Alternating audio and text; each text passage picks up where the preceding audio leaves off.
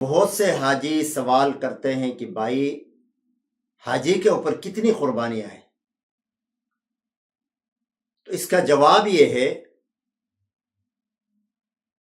حج تمتع اور قران کرنے والے، یعنی حج اور عمرہ کو ایک سفر میں جمع کرنے والے۔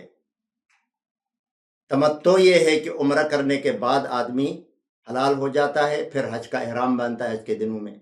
اور قران یہ ہے کہ حج کے بعد، عمرے کے بعد آدمی حلال نہیں ہوتا بلکہ احرام کی پابندیوں میں پابند رہتا ہے، یہاں تک کہ پھر عمرے اس سے حج بھی کرتا ہے۔ یہ ہو گیا قران۔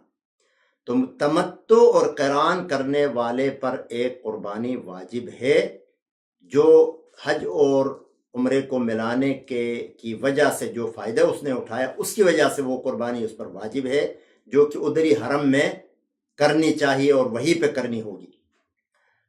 دوسری بات یہ ہے کہ آدمی حج پہ آیا ہے، صاحب استطاعت ہے، پیسے ہیں، اپنے ملک میں ہر سال وہ قربانی کرتا تھا اور اس سال بھی اس کے پاس گنجائش ہے، تو ایسے آدمی پر دوسری قربانی بھی ہے، اور اس کے لیے ضروری نہیں ہے کہ وہ یہی پہ کرے، وہ ملک میں بھی کر سکتا ہے، جس ملک سے بھی آئے۔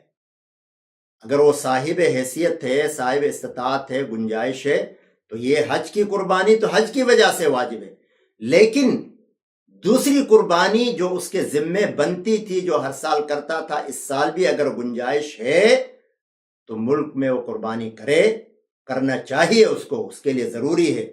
اور اگر ملک میں نہیں کرنا چاہتا، ادھر ہی کرنا چاہتا ہے، تو ادھر کر لے، یعنی اس کو دونوں قربانیاں کرنی ہیں۔ مفتی شفیع الرحمان کے یوٹیوب چینل کو سبسکرائب کریں اور بیل آئیکن پر کلک کریں۔